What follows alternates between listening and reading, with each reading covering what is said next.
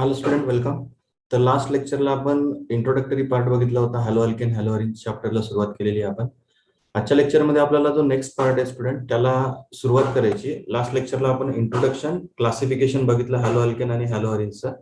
आजच्या लेक्चरमध्ये आपल्याला नोमेनक्लेचर डिस्कस करायचे. Nomenclature of hello alkanes and hello arrange.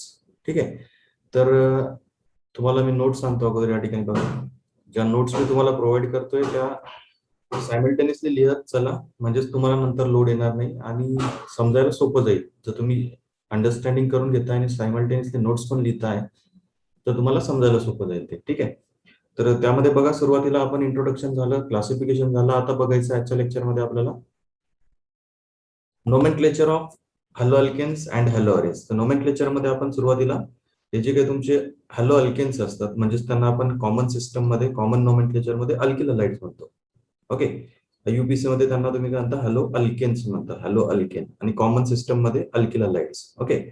म्हणजेच मिथिल क्लोराइड, मिथिल ब्रोमाइड हे कॉमन मध्ये, आणि आययुपीसी मध्ये क्लोरो अल्केन म्हणजेच क्लोरो ब्युटेन, क्लोरो पेंटेन. जितके कार्बन असतील त्याच्यानुसार तुम्ही त्या पॅरेंटचा सफिक्स लावता. सुरुवातीला हॅलोजनचा हॅलो करता, म्हणजे क्लोरीन असेल तर क्लोरो, ब्रोमिन असेल तर ब्रोमो, आयोडीन असेल तर आयडो. ओके. त्या फॉर्मॅटमध्ये तुम्ही आययुपीसी नेम देता आणि कॉमन नेम देताना अल्किल हलाइड या फॉर्मॅटमध्ये दिला जातात. ठीक आहे. मग बघा, कॉमन नेम बद्दल काय सांगितलंय. Common names of alkyl halides are derived by naming alkyl group. पहिल्यांदा अल्किल ग्रुपचं नाव लिहितो, followed by the name of halide. म्हणजे हॅलोजनला लिहिताना क्लोरीनला क्लोराइड, ब्रोमिनला ब्रोमाइड या फॉर्मॅटमध्ये लिहिलं जातं. हॅलोजनला काय म्हणतो आपण, हलाइड. अल्किल हलाइड सुरुवातीला अल्किल ग्रुप जो असेल त्याचं नाव द्यायचं. Methyl, ethyl, propyl, n propyl किंवा मग एन प्रोपिल, आयसोप्रोपिल. ब्युटिल मध्ये 4 प्रकार पडतात. आपल्याला माहिती आहे, अल्किल ग्रुप शिकलात तुम्ही 11वी मध्ये. ब्युटेन पासून एन ब्युटिल तयार होतो, आयसो ब्युटिल तयार होतो, सेकंडरी ब्युटिल तयार होतो आणि टर्शरी ब्युटिल तयार होतो. तशा प्रकारे आधी अल्किल ग्रुपचं नाव लिहायचं आणि शेवटी मग हॅलोजन जो असेल त्याच्यानुसार हलाइड, क्लोरीन असेल तर क्लोराइड, ब्रोमिन असेल तर ब्रोमाइड या फॉर्मॅटमध्ये आपण कॉमन नाव देतो अल्किल हलाइड या फॉर्मॅटमध्ये. ओके. त्याच्यानंतर in IUPAC alkyl halides are named as halogen substituted hydrocarbons. म्हणजे सुरुवातीला हॅलो प्रेफिक्स लावायचा, नंतर अल्किनचं नाव लिहायचं. अल्किन असेल तर अल्किनचं, अल्काइन असेल तर अल्काइनचं. ठीक आहे. मग सोप्या भाषेत आता बघा, फॉर एक्झाम्पल आता एक कार्बन आयटम असलेला हॅलो अल्केन आपण घेतला. आता एकच कार्बन आहे म्हणजे मिथेनचा डेरिव्हेटिव्ह आहे, बरोबर. मिथेनचा एक हायड्रोजन कशाने रिप्लेस केला, क्लोरीनने. म्हणून मला काय म्हणतो आपण, क्लोरो मिथेन म्हणतो आययुपीसी मध्ये. आणि कॉमन मध्ये मिथिल क्लोराइड. ओके. मिथेनचा मिथिल आणि शेवटी क्लोरीनचं क्लोराइड. ओके. ओके. एक्झाम्पल आहे त्या ठिकाणी बघा. सोपं आहे नोमेनक्लेचर, काही विशेष नाहीये. तुम्हाला ऑलरेडी आयडिया आहेच, मागच्या वर्षी आपण नोमेनक्लेचर ओव्हरऑल शिकलेलोच आहोत. ठीक आहे. बघा मग या ठिकाणी आता एक्झाम्पल चार्ट बनवून दिलेला आहे मी या ठिकाणी. आणि सेपरेटली ह्या नोट्स झाल्यानंतर मी पुन्हा सेपरेटली तुम्हाला व्हाईट स्क्रीनवरती समजावून सांगेल पुन्हा एकदा हे सर्व. किती कार्बन आहेत टोटल याच्यामध्ये, 2 कार्बन आहेत. पहिलं जे एक्झाम्पल तुम्हाला दिलंय याच्यामध्ये बघा 2 कार्बन आहेत. इकडून तुमचा ब्रोमिन जोडलाय, ह्या कार्बनला एक हायड्रोजन रिप्लेस केला. इथेन आहे हा, ऍक्च्युअली इथेनचा डेरिव्हेटिव्ह आहे, बरोबर. इथेनचा एक हायड्रोजन रिप्लेस केला आपण ब्रोमिनने, म्हणजे हा झाला कॉमन नेम काय त्याचं, इथिल ब्रोमाइड. कॉमन नेम काय त्याचं, इथिल ब्रोमाइड.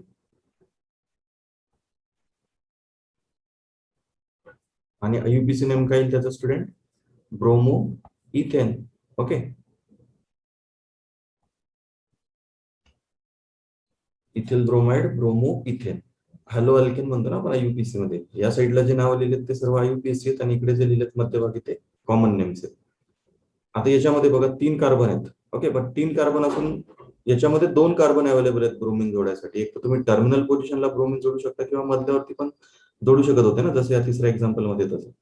त्याच्यावरून मग त्याचं इथे तुम्ही प्रेफिक्स वापरता. इथं आयसो आणि इथे एन का वापरलं, कारण हा स्ट्रेट चेन अल्किल हलाइड आहे. त्याचा जो अल्किल ग्रुप आहे तो कसा आहे, स्ट्रेट चेन आहे. मग तशा अल्किल ग्रुपला आपण काय म्हणतो, प्रोपिल ग्रुप म्हणतो. N propyl. एन काय डिनोट करतो, तो स्ट्रेट चेन आहे प्रोपेन, बरोबर. प्रोपिल ग्रुप काय, स्ट्रेट चेन आहे, म्हणून एन प्रोपिल प्रेफिक्स लावला इथे.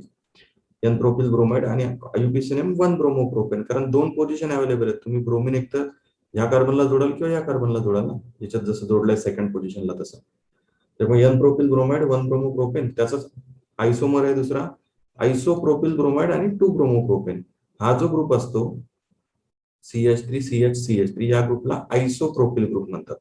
ठीक आहे. कसा असतो हा, CH3 CH CH3 असं. या ग्रुपला काय म्हणतो आपण आयसोप्रोपिल ग्रुप म्हणतो. ठीक आहे, याला सेकंडरी प्रोपिल ग्रुप म्हणायचं नसतं, याला प्रेफिक्स लावतो आपण आयसोप्रोपिल ब्रोमाइड, कारण ब्रोमिन आहे या ठिकाणी, आणि IUPAC name 2 bromo propane. Okay, त्यानंतर बघा पुढचं एक्झाम्पल. आता ब्युटेनच्या बाबतीत 4 आयसोमर असतात, 4 प्रकारचे अल्किल ग्रुप तयार होतात ब्युटेन जेव्हा असतो, ब्युटेनचे डेरिव्हेटिव्ह जेव्हा असतात तेव्हा. मग बघा त्याच्यामध्ये ब्युटेनचे 4 डेरिव्हेटिव्ह दिलेले आहेत. एक स्ट्रेट चेन असेल तर एन ब्युटेल म्हणता तुम्ही त्याला, आणि जर स्ट्रेट चेनला तुम्ही ब्रोमिन जोडलाय स्ट्रेट चेन ब्युटेल ग्रुपला, त्याला काय म्हणणार आपण एन ब्युटेल. जो असेल हॅलोजन त्याच्यानुसार त्याचं नाव द्यायचं, एन ब्युटेल ब्रोमाइड 1 ब्रोमो ब्युटेन, कारण इथून नंबरिंगला स्टार्ट होईल 1 2 3 4, म्हणून मग 1 bromo butane IUPAC name. Common name n butyl का म्हटलं, कारण स्ट्रेट चेन आहे ना ब्युटेल ग्रुप. इथे बघा आता हा जो एन ब्युटेनचाच दुसरा अल्किल ग्रुप बनतो सेकंडरी ब्युटेल. ठीक आहे, 4 कार्बन आहेत, बट ज्या कार्बनला तुम्ही ब्रोमिन जोडताय तो कार्बन कसा आहे, सेकंडरी आहे, म्हणून मग या अल्किल हलाइडला काय आणणार आपण सेकंडरी ब्युटेल ब्रोमाइड, आणि IUPAC name 2 bromo butane. Numbering कुठून स्टार्ट होईल, इकडून 1 2 3 4. Okay, 2 bromo butane. त्यानंतर थर्ड एक्झाम्पल बघा. आता हा जो अल्किल ग्रुप आहे, हा अल्किल ग्रुप नॉर्मल ब्युटेन पासून तयार झालेला नाही, तर हा आयसोब्युटेन पासून तयार झालाय. आयसोब्युटेन कसा असतो, CH3 CH CH3 CH3, हा आयसोब्युटेन असतो तुमचा, ब्युटेनचा आयसोमर आयसोब्युटेन. समजा ह्या 3 मिथिल ग्रुप पैकी एखादा हायड्रोजन जर रिप्लेस केला तुम्ही हॅलोजनने, तर त्याला तुम्ही आयसोब्युटिल म्हणणार त्या ग्रुपला, आयसोब्युटिल, आणि ब्रोमिन जोडला म्हणून आयसोब्युटिल ब्रोमाइड. सेकंडरी ब्युटिल आणि आयसोब्युटिल मधला फरक काय तो लक्षात ठेवा. हा जो सेकंडरी ब्युटिल ग्रुप असतो हा नॉर्मल ब्युटेन पासून तयार होतो, एन ब्युटेन पासून. एन ब्युटेन कसं आहे, CH3 CH2 CH2 CH3, हा एन ब्युटेन आहे. या एन ब्युटेन पासून 2 अल्किल ग्रुप तयार होतात. एक होतो एन ब्युटिल, समजा टर्मिनल कार्बनचा हायड्रोजन काढला तर एन ब्युटिल तयार होतो, बरोबर असा. ज्याच्यामध्ये तुम्ही बघा हा एन ब्युटिल ग्रुप आहे म्हणून याला एन ब्युटिल ब्रोमाइड म्हटलं. आणि समजा या 2 कार्बन पैकी एखाद्या कार्बनचा हायड्रोजनचा काढला, कारण दोघी कार्बन सारखेच आहे, बरोबर. याच्यापैकी एखाद्याचा हायड्रोजन काढला आणि त्या ठिकाणी ब्रोमिन जोडला, तर त्याला म्हणणार तुम्ही सेकंडरी ब्युटेल ब्रोमाइड. आयसोब्युटेल ग्रुप केव्हा तयार होतो, जेव्हा आयसोब्युटेन असेल. हा खाली लिहिलाय बघा, आयसोब्युटेन असा CH3 CH CH3 CH3, हा ब्युटेनचा आयसोमर. हा जो वरती ब्युटेन लिहिला होता याचा आयसोमर आहे आयसोब्युटेन. हे जे 3 मिथिल ग्रुप आहेत बघा, सारखे 3 मिथिल ग्रुप आहेत, एखाद्याचा हायड्रोजन काढला त्या ठिकाणी जर ब्रोमिन जोडला तर तो आयसोब्युटेल ब्रोमाइड. आणि त्याचं जे IUPAC नेम आहे ते कसं दिलं बघा, इथून नंबरिंग स्टार्ट होईल 1 2 3. काय नाव त्याचं, 1 bromo 2 methyl propane. Longest chain कितीची आहे, 3 कार्बनची आहे, कारण एक मिथिल ग्रुप इथे काय आला, ब्रांचिंग मध्ये आला तुमचा. ठीक आहे, त्याच्यामुळे नंबरिंग तर असेच कराल फंक्शनल ग्रुप कडून, म्हणून मग 1 ब्रोमो 2 मिथिल प्रोपेन नाव येईल त्याचा IUPAC नेम. कॉमन नेम काय, आयसोब्युटिल ब्रोमाइड. ठीक आहे, त्यानंतर टर्शरी ब्युटिल ब्रोमाइड. जेव्हा तुम्ही ह्या आयसोब्युटेन मध्ये सेंट्रल कार्बन जो आहे त्याचा हायड्रोजन रिप्लेस करता, ह्या हायड्रोजनला जेव्हा रिप्लेस करतो आपण एखाद्या दुसऱ्या फंक्शनल ग्रुपने, तेव्हा त्याच्यानुसार त्या ग्रुपला टर्शरी ब्युटेन म्हणतो आपण. का, कारण हा जो कार्बन आहे सेंटरचा हा कसा आहे, टर्शरी कार्बन आहे. टोटल कार्बन किती, 4, म्हणून टर्शरी ब्युटिल, आणि ब्रोमिन जोडलाय तुम्ही त्या टर्शरी कार्बनला, टर्शरी ब्युटिल ब्रोमाइड त्याचं common name. IUPAC name numbering कशी कराल तुम्ही स्टार्ट, अशी 1 2 3. ओके, परत दाखवतो. नंबरिंग स्टार्ट होईल तुमची एक तर ह्या कार्बन पासून किंवा या कार्बन पासून. मग मी इथून सुरू केली 1 2 3.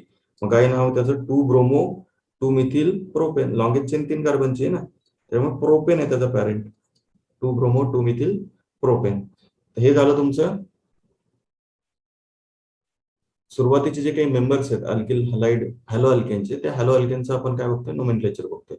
पुढे बघा आता काय दिलं आपल्याला, पुढे एक्झाम्पल अजून दिलेले असतील. एकच एक्झाम्पल घेतलं पेंटेनच्या आयसोमरचं. पेंटेन पासून तयार होणारे अल्किल ग्रुप कुठले, एन पेंटिल, सेकंडरी पेंटिल, त्याच्यानंतर आयसोपेंटेन पासून आयसोपेंटिल, टर्शरी पेंटिल, आणि एक निओ पेंटेन तिसरा आयसोमर असतो पेंटेनचा. जसे ब्युटेनचे 2 आयसोमर आहेत, एन ब्युटेन आणि आयसोब्युटेन, तसे पेंटेनचे 3 आयसोमर असतात.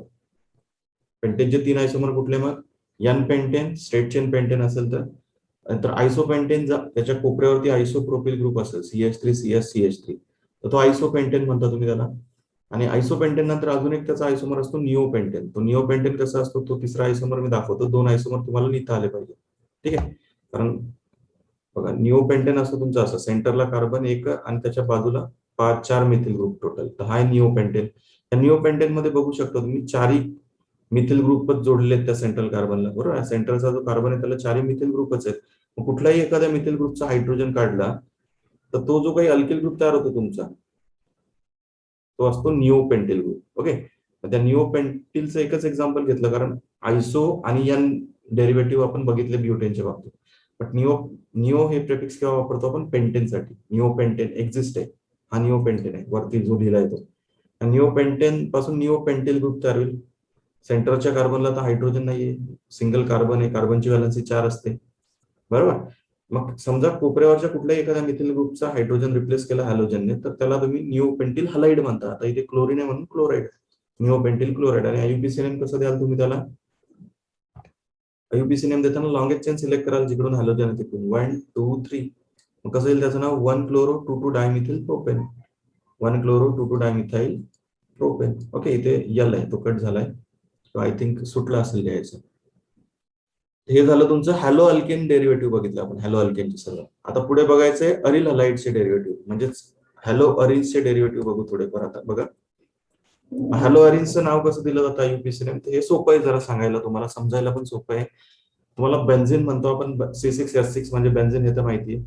बेन्झिन मध्ये समजा हॅलोजन जोडला असेल, सिंगल एकच हॅलोजन असेल तर तुम्ही इझिली नाव देता येईल तुम्हाला, हॅलो बेन्झिन म्हणतात त्याला simply, halo benzene. Okay. Common name IUPAC name सारखं, हॅलो बेन्झिन. ओके. बट जेव्हा एकापेक्षा जास्त हॅलोजन येतात, समजा डाय सबस्टिट्युटेड असेल डेरिव्हेटिव्ह, म्हणजे 2 हॅलोजन जोडलेले असतील सेम हॅलोजन रिंग मध्ये, बेन्झिन रिंग मध्ये, त्यावेळेस तुम्ही ऑर्थो मेटा पॅरा प्रेफिक्स वापरता कॉमन सिस्टम मध्ये, आणि आयुपीसी मध्ये नंबर वापरता 1 2 डायक्लोरोबेन्झिन, 1 3 डायक्लोरोबेन्झिन, 1 4 डायक्लोरोबेन्झिन, या प्रकारे. ठीक आहे. तर तेच इथं दिलेलं आहे बघा. For monosubstituted benzene derivative, for monosubstituted halobenzenes म्हणजे benzene derivative, common and IUPAC names are same. Common आणि आयुपीसी नेम दोघांचे कसे असतात? सारखे. जर मोनो सबस्टिट्युटेड हॅलोबेन्झिन असेल तर, म्हणजे एकच हॅलोजन जर बेन्झिन मध्ये जोडला असेल तर, बघा हे क्लोरीन ब्रोमिन जोडले, सिम्पली त्यांना आपण कॉमन मध्ये आणि आयुपीसी मध्ये सेम नाव देतो, क्लोरोबेन्झिन ब्रोमोबेन्झिन. ओके. क्लोरीन असेल तर क्लोरोबेन्झिन, ब्रोमिन जोडलेला असेल बेन्झिन मध्ये तर ब्रोमोबेन्झिन. ओके. लिहिताना शॉर्टकट मध्ये हा फॉर्म्युला कसा लिहितात? C6H5Br, त्याला काय लिहाल? C6H5Cl. म्हणजे एक जो हायड्रोजन आहे तुमचा, त्या हायड्रोजनला तुम्ही हॅलोजनने रिप्लेस केला. ओके. आता बघा, जेव्हा 2 हॅलोजन असतील ऍडजसंट पोझिशनला, त्यावेळेस कॉमन सिस्टम मध्ये, कॉमन सिस्टम मध्ये काय वापरतात बघा? For dihalogen derivative the prefixes ortho meta para are used in common system, but in IUPAC 1 2 1 3 1 4 combinations are used to indicate the position of halogens. Okay. जेव्हा same halogen जोडलेले असतील benzene मध्ये, तेव्हा common मध्ये आपण काय वापरतो? ऑर्थोमेटा पॅरा प्रेफिक्स वापरतो. आता बघा, ऑर्थोमेटा पॅरा म्हणजे नेमकं काय ते नीट समजून घ्या. 11वीत तुम्हाला सांगितलेलंच आहे. हा जो तुमचा, समजा तुम्ही याला principal substitute principal group consider केला ह्या ब्रोमिनला, तर हा सेकंड ब्रोमिन जो आहे तो फर्स्ट पोझिशनला आहे, आणि ऑर्थो पोझिशन म्हणतात या 2 पोझिशनला. ह्याच्या सेकंड पोझिशनच्या 2 पोझिशन आहेत त्यांना म्हणतो आपण मेटा पोझिशन्स, आणि अपोजिटला जी पोझिशन असते ह्या कार्बनच्या त्याला काय म्हणतो? Para position. ओके. सपोज बघा, आता या ठिकाणी हा ब्रोमिन आहे, इथं समजा ब्रोमिन जोडलेला असतो दुसरा, ही कुठली पोझिशन झाली असती? या 2 जे आहेत शेजारच्या त्या ऑर्थो, त्याच्या बाजूच्या ज्या असतात त्या मेटा, आणि अपोजिटला जी असते ती काय असते? पॅरा पोझिशन असते. कॉमन नोमेनक्लेचर मध्ये ऑर्थो मेटा पॅरा वापरतो आपण. ठीक आहे. तर तसं हा जो डेरिव्हेटिव्ह आहे याचं नाव काय लिहिणार आपण? Ortho dibromo benzene. Ortho dibromo benzene. इथं चुकून मी क्लोरीन लिहिलंय बघा, काय तो? ब्रोमिन आहे. तर नोट्स लिहिताना तुम्ही तेवढं करेक्शन करून घ्याल. काय लिहाल? इथं मी आयुपीसी मध्ये पण क्लोरीनच कन्सिडर केलाय, किंवा मग इथे एक साधी सोपी गोष्ट, इथं क्लोरीन करून टाकाल लिहिताना नोट्स. मी चुकून काय केलं? तेच तेच एक्झाम्पल सारखे येतात, त्याच्यामुळे लिहिताना गडबड होऊन जाते. ठीक आहे. याचं नाव काय आलं पाहिजे? ऑर्थो डाय ब्रोमो पाहिजे. इथे काय पाहिजे? ऑर्थो डाय ब्रोमो बेन्झिन. इथं पण काय पाहिजे? ब्रोमो, कारण ब्रोमिन घेतलाय ना आपण इथे. ठीक आहे. ऑर्थो डाय ब्रोमो बेन्झिन. आणि आयुपीसी मध्ये काय आणाल तुम्ही त्याला? 1 2 डाय ब्रोमो बेन्झिन, कारण ऍडजस्टंट पोझिशन, एक नंबर याला द्या नाही तर याला द्या, याला काही सेकंड नंबर येईल, याला एक नंबर घेतला तर याला सेकंड नंबर येईल. ओके. 1 2 डायब्रोमो बेन्झिन, किंवा कॉमन मध्ये ऑर्थो डायब्रोमो बेन्झिन. मी क्लोरीन लिहिलंय, तेवढं मिस्टेक, तेवढं करेक्शन करून घ्याल व्यवस्थित लिहिताना.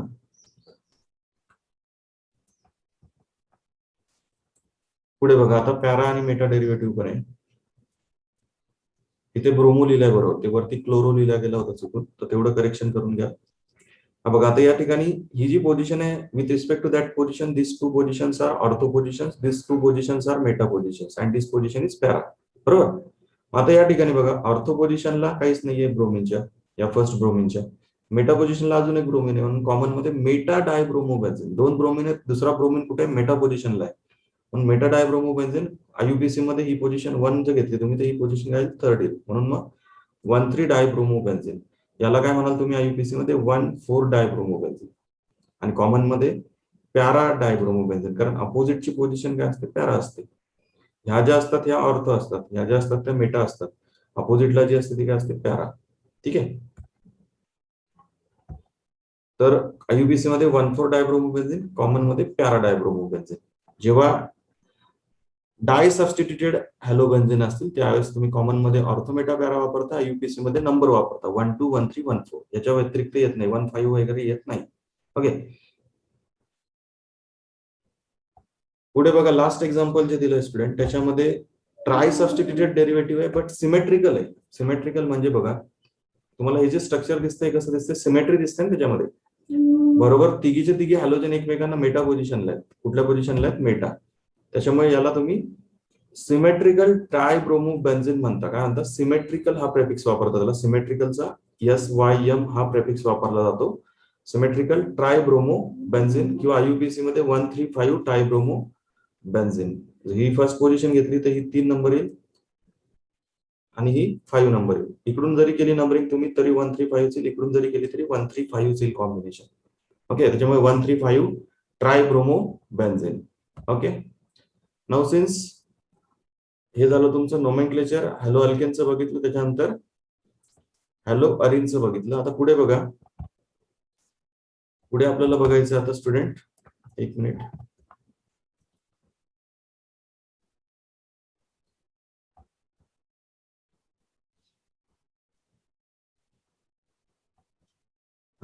The nature of CX bond in haloalkanes. Theoretical part आहे. नेचर हा जो CX बॉन्ड असतो हॅलो अल्केन्स मध्ये याचं नेचर कसं असतं तर बघा हॅलोजन कसं आहे इलेक्ट्रोनिगेटिव्ह आहे. 17 ग्रुप मधले एलिमेंट इलेक्ट्रोनिगेटिव्ह असतात. कार्बन पेक्षा ते जास्त इलेक्ट्रोनिगेटिव्ह असतात. त्याच्यामुळे ते काय करतात, सॉरी ते जे हॅलोजन असतात ते काय करतात इलेक्ट्रॉन डेन्सिटी स्वतःकडे पुल करतात. त्याच्यामुळे तो जो CX बॉन्ड असतो तो CX बॉन्ड काय होतो पोलर होतो, कारण हॅलोजन मोर इलेक्ट्रोनिगेटिव्ह आहे.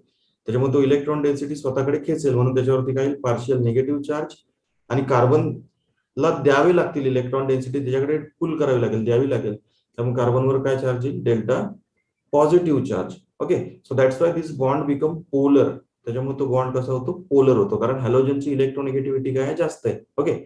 मग खाली काय म्हटलंय बघा halogen atoms are more electronegative than carbon, therefore the CX bond in alkyl halides is polar. त्यामुळे त्या बॉन्डला काय येते पोलरिटी येते. तो जो काही CX बॉन्ड आहे त्याला पोलरिटी काय येते, कारण halogen is more electronegative than carbon and hence this halogen ion has tendency to pull electron density toward itself and hence this carbon atom bears partial positive charge and halogen atom bears partial negative charge. Okay. या प्रकारे.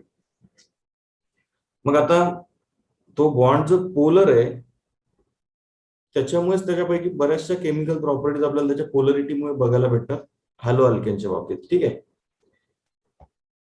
मग खाली बघा रिएक्टिव्हिटी order दिली. कोणता halogen चांगला strong bond तयार करतो कार्बन सोबत, म्हणजे त्याची रिएक्टिव्हिटी कोणत्या अल्किल हॅलाइडची रिएक्टिव्हिटी जास्त असेल. तर लक्षात घ्या आपल्याला 17 ग्रुप एलिमेंट माहिती आहेत फ्लोरीन, क्लोरीन, ब्रोमीन, आयोडीन. आपण as we move down the group काय होतं आपण एखाद्या ग्रुपमध्ये जसं जसं खाली जातो तसं साईज काय होते ऍटमची इन्क्रीज होते. मग जर तुम्ही बघितलं तर हा CF बॉन्ड सगळ्यात शॉर्टर असतो, कारण क्लोरीनची साईज कशी आहे छोटी आहे. जसं जसं खाली जातो आपण तसं तसं साईज काय होत जाते तुमची हॅलोजनची वाढत जाते. त्याच्यामुळे हा जो काही बॉन्ड लेंथ आहे तुमची ही बॉन्ड लेंथ पण काय होत जाते वाढत जाते. सगळ्यात जास्त बॉन्ड लेंथ कोणाची असेल तर कार्बन आयोडीन बॉन्डची बॉन्ड लेंथ जास्त असेल.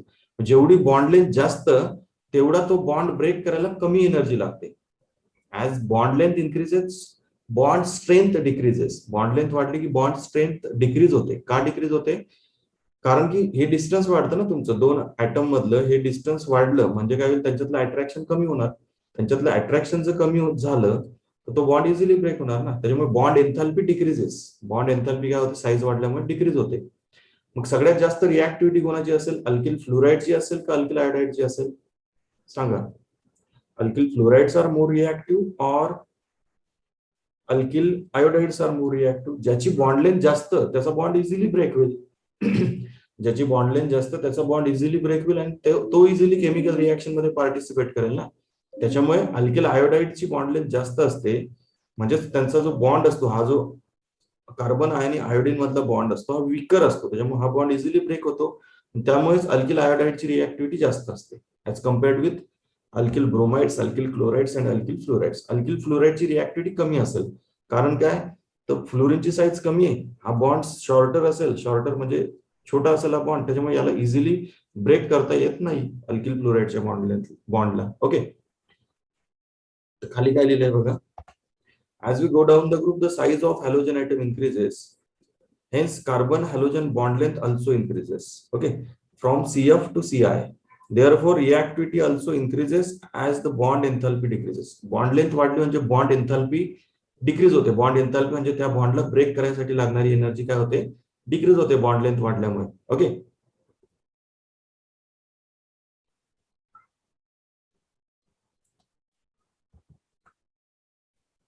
पुढे बघा, रिॲक्टिव्हिटी ऑर्डर जी मी तुम्हाला सांगितली ती, कोण सगळ्यात जास्त रिॲक्टिव्ह राहील अल्किलाइड्स पैकी. सगळ्यात जास्त रिॲक्टिव्हिटी राहील तुमची अल्किल आयोडाइडची, because it has low bond enthalpy और very less value of bond enthalpy. हा बॉन्ड जो असतो अल्किल आयोडाइडचा इझिली ब्रेक होतो, त्याच्यामुळे हा इझिली पार्टिसिपेट करेल ना, रिॲक्शन करेल स्वतःची कोणासोबत पण, म्हणून त्याची रिॲक्टिव्हिटी सगळ्यात जास्त. सगळ्यात कमी रिॲक्टिव्हिटी कोणाची, अल्किल फ्लोराइडची, कारण फ्लोरीनची साईज कमी आहे, हा बॉन्ड इझिली ब्रेक होत नाही. ओके, त्याच्यामुळे रिॲक्टिव्हिटी ऑर्डर अल्किल हलाइडची लक्षात ठेवायची. Alkyl iodides are more reactive than alkyl bromides, alkyl bromides more reactive than alkyl chlorides, alkyl chlorides more reactive than alkyl fluorides.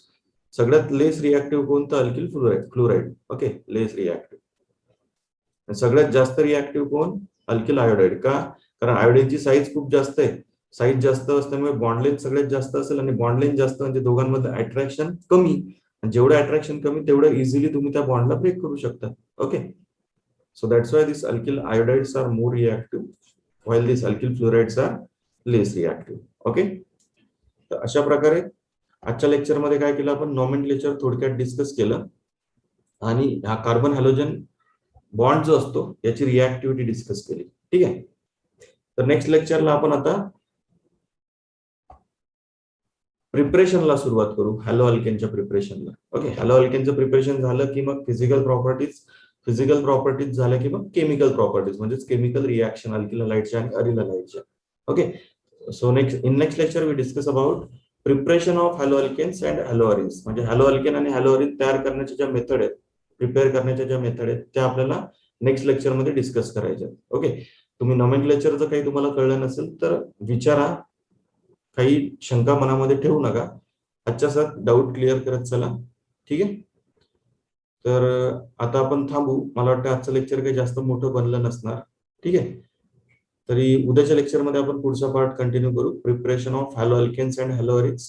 तर काही अडत असेल तर मला तुम्ही आजच्या साथ विचारून घेत चला, आणि नोट्स सिन्सिअरली पूर्ण करत चला रेग्युलरली, आणि हे लेक्चर सुद्धा पूर्ण बघत जा, स्किप वगैरे करून बघत जाऊ नका. सगळं कळतं इकडे, कोण किती बघताय काय बघताय ते. ठीक आहे, तर लेक्चर पूर्ण अटेंड करा, काही अडचण येत असेल तर मला विचारा. ओके, आपण आता थांबू, उद्याच्या लेक्चरला पुन्हा एकदा भेटू. ठीक आहे, थँक्यू.